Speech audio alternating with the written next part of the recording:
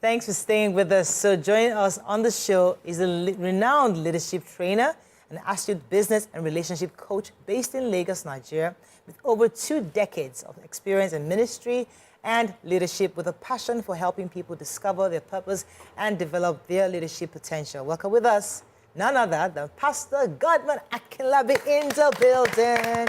Your first time on our show? Yes. You're very welcome, sir. You're welcome. We know of Pastor Godman, being very popular. Everybody knows Pastor Godman, but we say, you know what? It's time for you to get on Your View, because if you don't come on Your View, they've not heard you.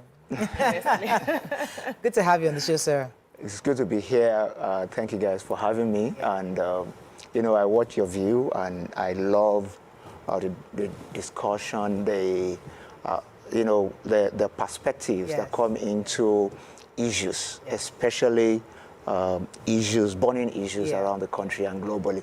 Yeah. So we have just about 40 minutes with you. We'll try to break that into a few parts, because I know one of your core is leadership. And I think that we all as Nigerians agree that leadership is the core of how we can actually move this nation forward. We need proper leadership. And now we've passed elections, people are hoping for the best in our country. But people are still worried, because it's one thing for the head to say, I want to go this way. But there are multiple people underneath him that may not be aligned with that vision. So in your view, how does a leader ensure that every part within his own group or within his own administration or within a company aligns with the vision? It's one thing for an MD to say, we are going here. It's one thing for a chairman to say, this is what we want to achieve. But there are other people within that industry that may agree but may not be totally aligned with the direction. So how does a leader get people to focus on where we are heading so we are all aligned? Thank you. Thank you very much for that question. I think it's important for us to understand that leadership is both a science and an art. You know, it's both about the leader, Social science, and the people and the environment. So how do I mean is that the most important thing about leadership is vision. We're done with elections now, and we have a new administration, and they're trying their best to just put the right things in place, do a fantastic job. But there's a need for a vivid vision that every Nigerian can key into. Let me give you an example of what I'm saying. If we say we're building a nation where every Nigerian can prosper in Nigeria, notwithstanding what part of the country you hail from, or your religious orientation, and all those other things, then we all know that, okay, first thing about this vision is that we're going to put our biases behind us. We're going to focus on how we're going to get this country to become better so that all of us can collectively benefit from it. The moment we can strike at that and sell that vision very well, one is that visioning conditions the heart of people, and then it conditions the environment. That's what it does. Everybody starts to see, like, okay, this is why we're here. This is what we want to do. We say that a leader knows the way, shows the way, and leads the way. You understand? So the essence of that is, the first and foremost, that the leader knows the way, knows where we're going, and then shows the way, leads the way. So we exemplify it, we sell the vision, and then people start to buy into it. See, if we, let me just say this last thing. If we look at the way things are, Nigerians are perhaps one of the most difficult people to lead. I was about to say that. Yeah, and our environment also makes it difficult to lead. We are multi-ethnic, multi-tribal, all right? We're multi-religious, and then we have very astute people. How do you lead a pack of tigers? but also we're traumatized people. We have been... That's another problem in itself.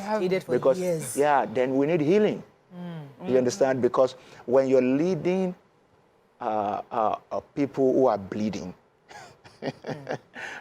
it's tough, because you have to literally drag them. Yeah. When you're leading people who have been traumatized, who are afraid, they're very cynical, they don't believe what you say, you know, they struggle to actually believe in leadership and to trust. So there's a trust deficit in our environment. So Even as I'm talking now, some people are second-guessing what I'm saying. Because you can't trust a pastor. That's what they say. You can't trust a politician. You don't trust journalists. They're always lying. Trust a lawyer. Yeah, you don't trust a lawyer. So people just who do you find trust? Who do you trust? That's the Nobody. You question. can't even trust yourself. No, it means that we have a problem because we can't trust each other. Yeah. Nigerians might be difficult people. We're not people without values in Yes, the past. yeah. But now, we're talking with the former Minister for Works and Housing on the show on Friday, and it was largely about the corruption we're dealing with generally is largely about the loss of values. We're dealing with it because there's different meaning now to everything. So it's not necessarily stealing. You know, carry gun now is Yahoo. You know, and you go to my village and a parent is celebrating a property built or the proceeds of that kind of thing and saying, hey, you didn't steal. That's what all his mates are doing. You know, how do we bring people who know that what they are doing is bad, but they just want to give it a different name? The new Nigeria where it's not necessarily prostitution, is hustling. You know, how do we bring people, because they know, they just want to give it a different name, to give it the name that it is? Thank you. It's important that we know that to achieve our goal, the vision has to be clear. All of us, as much as possible, you know, you can't get everybody on the bus from day one. But how we measure success in leadership is how many people are getting on the bus as we go. Yeah. So from day one, you just have skeptics, you have, laggards, people who don't believe in it. Yeah. But gradually, people start to see. And get on the bus. But back to what you said, what makes people, what helps you to get more people on the bus is how you help them in reevaluating the values with which they live their lives. In a value-driven society, everybody is trying to judge what they do based on the values that they hold dear to themselves. One of the things that has affected our value orientation as a people is poverty. To a poor person who wants to survive, many things are not wrong because you are now using your survival instinct to judge the values with which you live. Not what is right, but what can keep me alive. You know, that's why we then choose the wrong words rather than using the right words. So we say stealing is not corruption. It's hustling. Yeah, it's hustling. Yahoo is not this and not. But you know that what I do, I don't live in isolation. We're Africans. We live on the principle of Ubuntu, which is I am because you are. We're connected with each other. How did that? Yeah, well, that's where we came from. Going back to what Nima said, that's where we came from. Because as Africans, we had values. Yeah. Ubuntu is one of our values, which is that's what Christianity calls love your neighbor as yourself. Yeah. How did I know? Lots of questions for you, sir. Yes. So let me let you pause it there because I have ask, to. you mentioned that it's very difficult to lead a people when they are bleeding. And this also brings me to the role of the church. Because when everyone is bleeding and requires healing, we were supposed to have institutions like the religious institutions that would help to assist government in healing the people so that they are ready for that leadership. Now, where does the church, and this is not just the church now, because you're a pastor, that's why I'm using church, but religious institutions, what role do they play in helping the people to heal and understand their civic responsibilities? And what role do you think the leadership will take on to make people more trusting? Because right now, what we see, we don't see enough to trust. We can't believe in what we see because the more you look, the less you see. So give me those two roles you think that those two institutions so the religious institutions have a role. One of the roles is to be the conscience of the nation. Yeah. Whether, whatever religion, the conscience of the nation. We stand for the truth and we steer the nation on the path of truth, on the path of collectivism, on the part where everybody's interest is protected. The moment religious institution starts to pander to maybe a tribe or our own religion or this, we're making a great mistake because we need to be the center and the pillar of truth, and we have to be the conscience of the nation. The adherents of every religion, they're looking for to their religious institution or the religious leaders sometimes to just signal them, to show them how they should be thinking and all that. And when they start to see that they can't trust their leaders, or the institution themselves are the ones saying maybe we should embrace this unity and stuff like that, it starts to affect how the people think. You understand what I'm saying? So religious institutions must be the conscience of the nation, and then models. The religious institutions must model nation building and what will make the nation work. There's nothing as soothing as seeing hope demonstrated in practical terms. You know, when hope is lost, a lot is lost. Because when somebody is sick or bleeding, what the person wants to hear is don't give up. Yeah, we're soon going to get there. You know, respite is here, healing is here. But when you look up to a place where you're supposed to get that hope from, and you can't get it because it's not modeled, it's not spoken about, and all that, the bleeding continues. Okay. Yeah.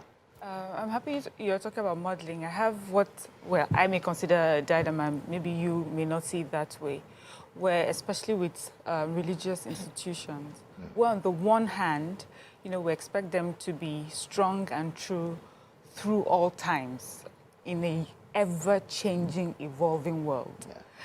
And then when they do that, we accuse them of just not being, you know, evolving as well, or growing as the people are growing. And then we have an institution that decides, okay, this is an ever-evolving world. We need to change. And people accuse religious institutions of pandering to things that may not be of value because they are trying to catch on to this ever-changing world. How do you, as a pastor, as your church, and religious institutions now, how do they place themselves so that they are not seen to pander and they are not seen to be outdated? Okay, thank you. That's important. There are differences between values and methodologies. Yeah, we live true to our values, but in a changing world, you can vary your method. There's a principle of true north. As we're here right now, if I say each of us should point to the north, you will be surprised. Yes, because based on where your north is. Because Morale's north may be different from Nimat's north. Sure. Based on, they will just use something to calculate their north and say, that's my north, this is your north. But if I came in here with a compass, then the compass will resolve the issue for us. Yeah, because we don't choose our north. I mean, in aviation, if you are flying and your pilot says, I came into this jet with my north, I don't need the compass in the aircraft, you're not going to get to where you're going. You're going to land in the wrong place. So, when the north does not change, that's what I'm saying, which is the value. Leaders have to be principle-centered and value-driven. When we're principle-centered and value-driven, our methodologies can change. Things are changing around us.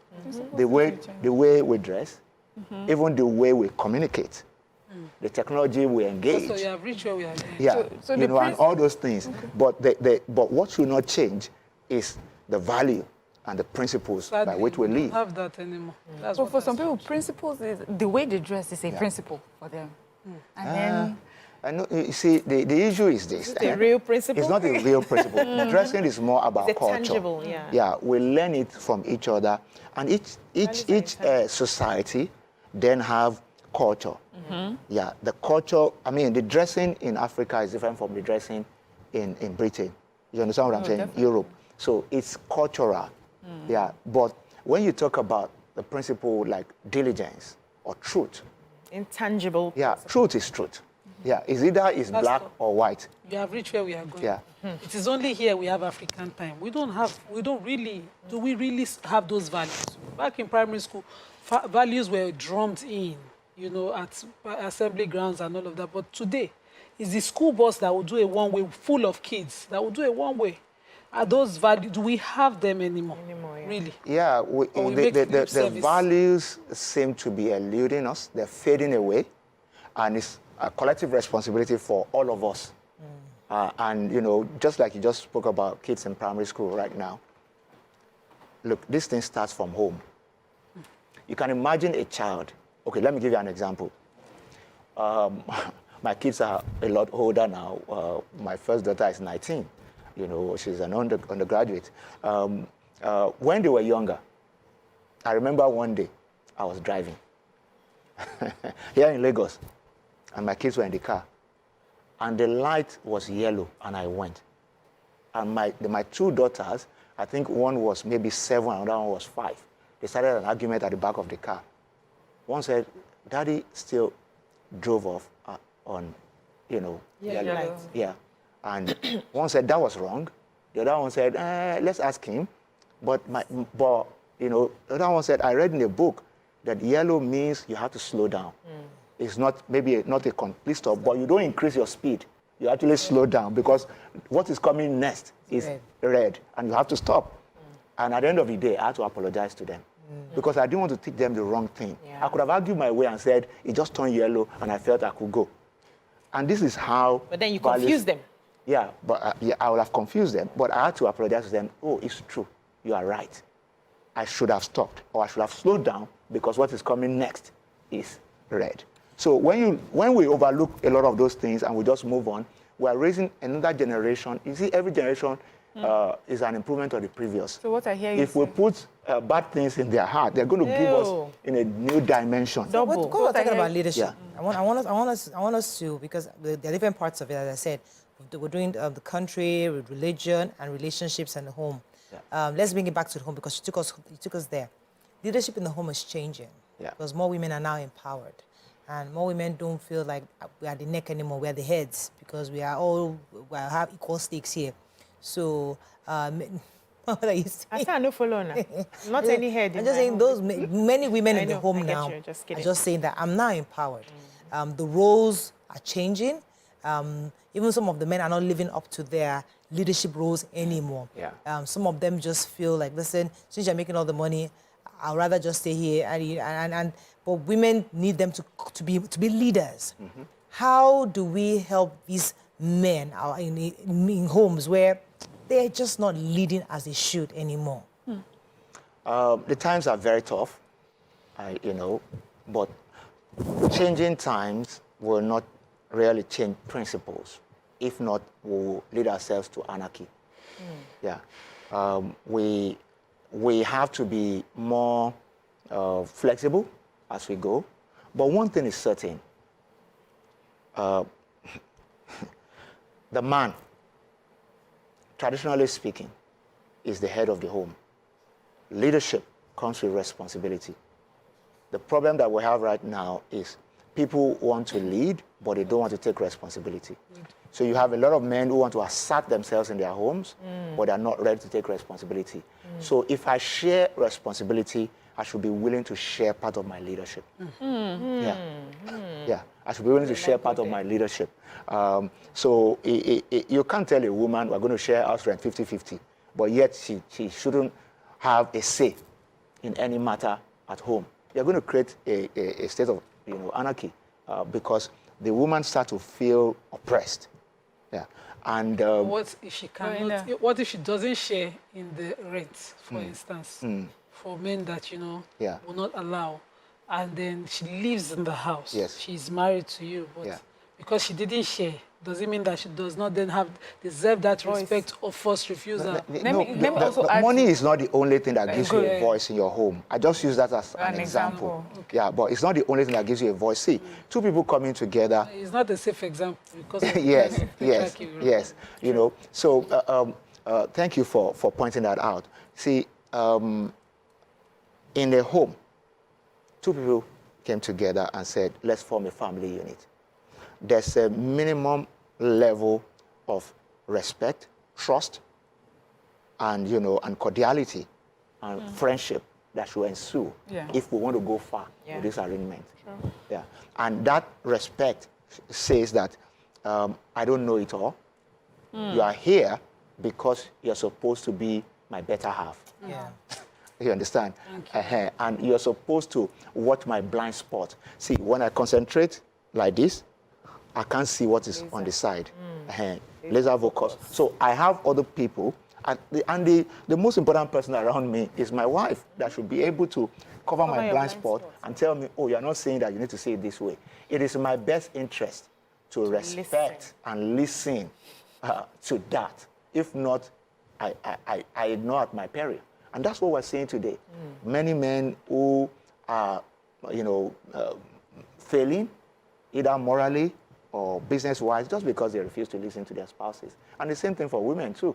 I mean, as a relationship coach, I've sat with men, women who have brought the brunt of not listening to their spouses, So it's not even exclusive to men, even some women. Okay, so still on the home and relationships, some of the issues that we discuss here, one of the things that has come up is, let's say, a father and husband who financially is unable to, carry the weight for a period. This is not a lazy man. Yeah. This is a man unwilling to work, but is unable to do it. And he has a partner who has it all. In what other ways can he show leadership, without feeling as if he's inadequate or not pulling his weight in the home? Women love to have a sense of security from their home, that somebody is leading them. And leadership will not always be about money. If not, our values will be upside down. Yeah, everything will not be about money. Leadership is about vision. Leadership is about support. Leadership is about protection. So for a man to lead a woman who is empowered, an empowered woman, somewhat even more empowered than you are, you have to play to your strengths, which are the intangibles. Yeah. How do you make a woman feel loved? Yeah. And, how do you make a woman feel protected? That you have her best interest at heart at all times. Yeah. How do you make a woman, feel respected and feel appreciated that she has gone to work? You don't have an income right now. My own understanding about income in a home, by the way, is that when two people come together and they have a purpose to fulfill, and they pray, and, God bless our work. When God sends money into that house, whether He sends it, He can choose who to send it Whoever, to. okay. If He sends it through the man, it's our money. If He sends it through the woman, it's our money. We are one, one family unit. So if we have that at the back of our minds, whoever is bringing in the money per time needs support, needs respect, needs love, needs appreciation. If you put all those things on the table, if a man will watch over the home, cover the blind spot of the woman, support the woman, do things like, help you look through school runs, help you look through your business books. Men have been taught that will make you Are they allowed sick. to cook? Are they allowed to Men will tell you that makes you cook? sick. Everybody eats. Yeah? So Anybody can cook. Also, do anybody you can cook? cook. Pastor Godman, do you cook? I do, not quite often. Okay. I must say, because maybe my wife is watching now, she may say, I cook. The last time I cooked was December. Oh, what that's did you quite make? recent. What did I make? I think it was rice or something. Oh. And then we were White away rice. with the kids, Something. we were away for like 4 or 5 days. One of the days I told my daughters and my wife, I'm taking care of dishes, everything. I washed. And the ladies, my girls make sure they pack the sink. Well. Filed it When for it's your you. turn, so you can feel how it is. I did it. Let me take this so- call from Shola. It's been called. Shola from Lekki, thanks for calling. Okay, morning. Morning. This is my first time. Welcome to the show. Okay, you've been doing a good job. I love that topic. As a couple, actually, I just got out from a divorce because of emotional support, physical support. So, in terms of, I think everybody has their duty, and you have to contribute. It shouldn't be weight on one side. Because as a man, what you're supposed to give, apart from financial support, I'm not even tuned to financial support that the men should do 100% because we have come of age now. I don't think a wife should just be a housewife.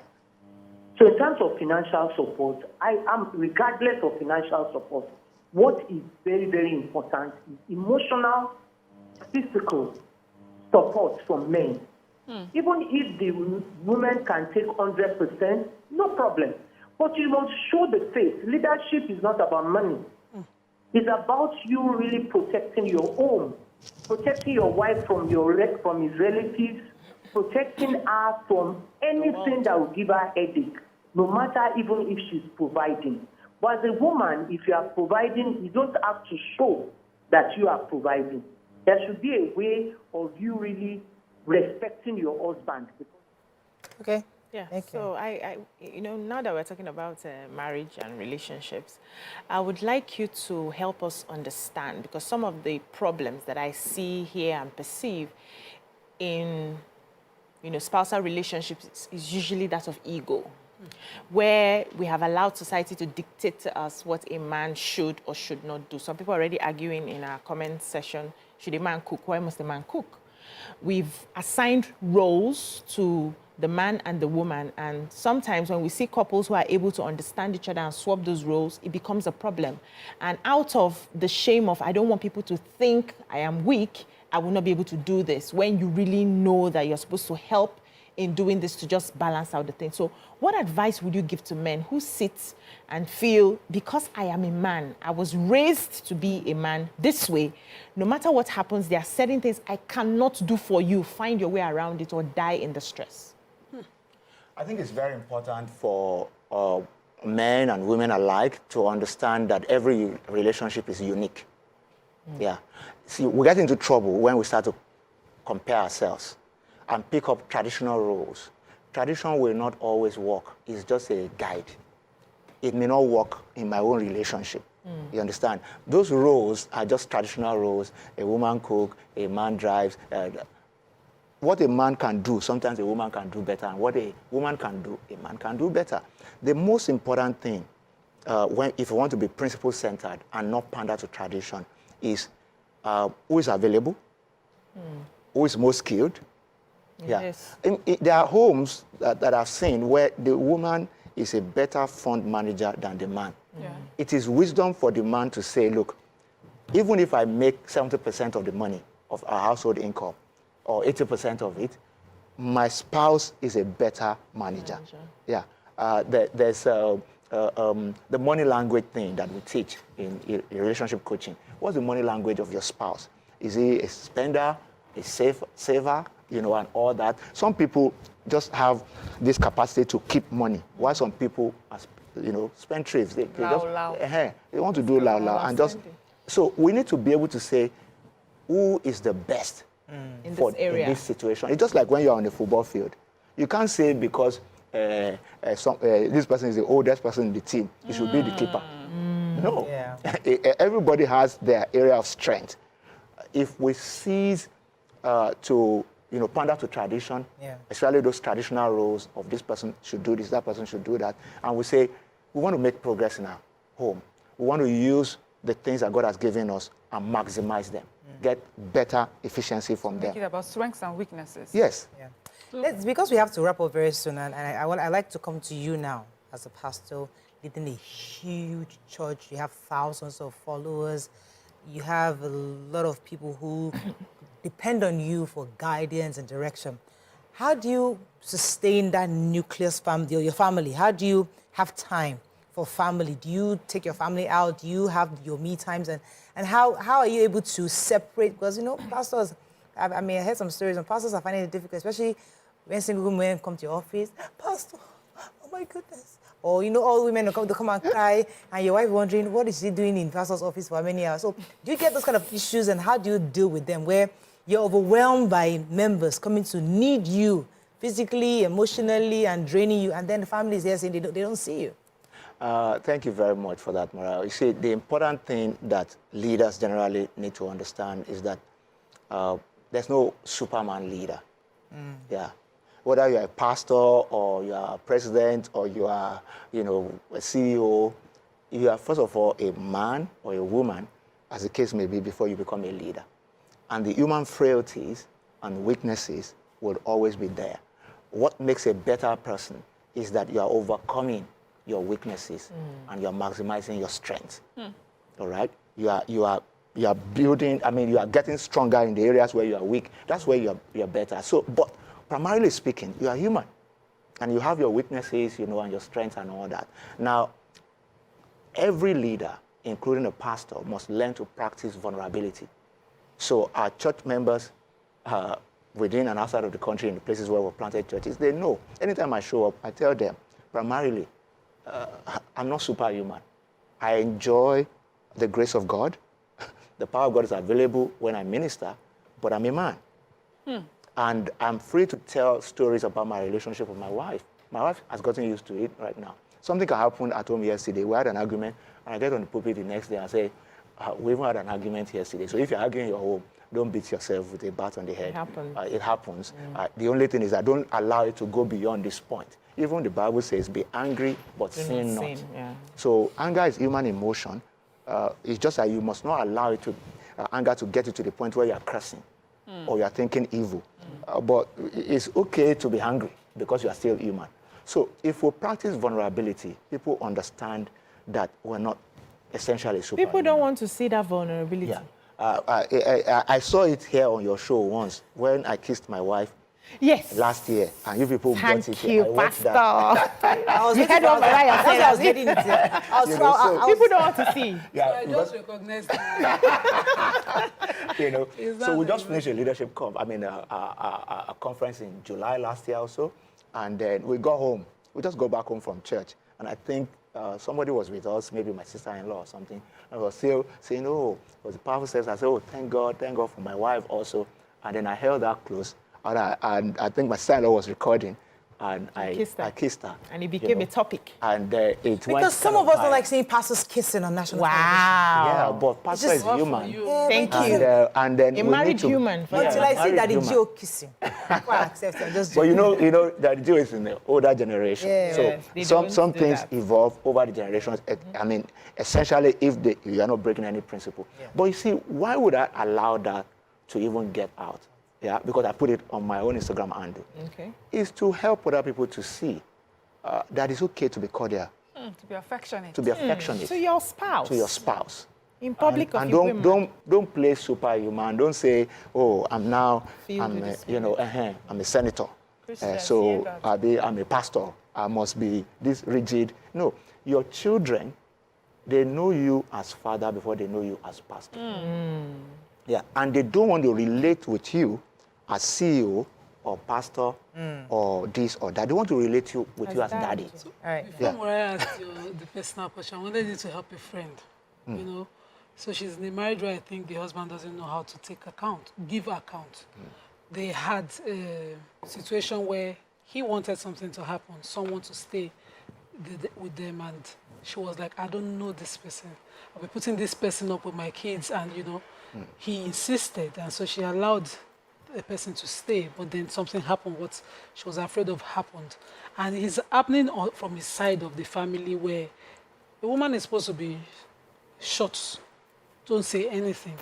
And they've said he dealt with it, but he doesn't think it's okay to give account to his wife that, okay, I made this decision, it's wrong, I put you and the kids, exposed you to in harm's way, I am sorry. He thinks because it's from my side of the family, we mustn't talk about it. So I said to her, if it was your own side, or has it ever happened where you've had to talk to him if you had someone coming from your side on why they should stay or why they can't stay?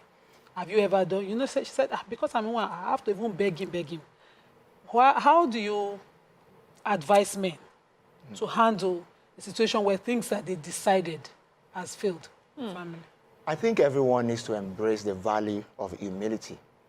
Yeah. And one of the traits of a good leader is humility. If you want to lead at home, want to lead at work, you have to humble yourself when you need to and be quick to apologize. One of the traits of real humility is the ability to accept wrong. Yeah. Because you see that I am not perfect and I'm not superhuman. So you are quick to accept that. What's happening in this situation is a play of ego. The man is just being unnecessarily He's being a man now. Head of egocentric. family. See, those are the things that we have been taught wrongly. Yeah, and it's bad leadership when we are taught, even in family, that a man being the head of the family, his word is law. You know, it's never apologize. It's just cultural and tradition that we have to deal with. I was on I think a TV show too recently, where I was talking about my own side of the country. I'm a Yoruba man. My surname is Akinlabi. When we see a traditional ruler, we call them Kabiesi, which means Kabiosi. In English, it means unquestionable. Can do no wrong. Yeah, It's can also do no the crown. wrong. The crown is Yeah. beyond any wrong in And England. so that's the way some people carry it also. So I'm the king of my home. I can do no wrong. So you must accept my wrong as a right in any case. Oh. But in the context of a marriage relationship, you are trampling on the will and the emotion of the other person. And it is wickedness. Ew. So you are a leader, you are not a king. So to speak, in that respect. Yeah. You are not the So traditional the people king. that say you're my lord, you're King not of your my lord.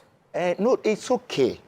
It is eulogy, in my own opinion. You can give the praises. Yeah, You can collect the praises, but then be And be human. humble. But be human, I'm not you talking of remain with collecting. it. I'm talking of the one that tells you, I'm the lord of this house. That's Yeah. That's not The man. collecting praise. That's the person That's telling ego you. now. as See, Lord. that is taking leadership too far. Because to everything, there's a balance. The balance of good leadership is humility. Yeah. So that you can be leading with conscience. You can be, leading with character. You understand? Because you can lead without character. Yeah. Humility is not a word we hear very often with leadership, especially in our climate. And that's what is creating problem for us. Because there are values that we have to embrace. Like this situation now, the man should have accepted wrong that, oh, maybe that's a bad decision. Next time I would listen better. Fortunately, we have to wrap up, but thank you so much, you, Pastor. sir. Akinlabi, It's my for pleasure. coming. We appreciate Thank you very much We have for to bring having you me. back soon. We'd like to meet your wife at some point, so it's nice to have you guys together. Since you are look the forward to kissing that. couple, we'll see if we These are can. the flies. These are the flies that perch on The kissing man of God. Kissing man of God. All right, that's all we can take on today's show. Hope we learned a few things as we have. See you tomorrow. Bye for now.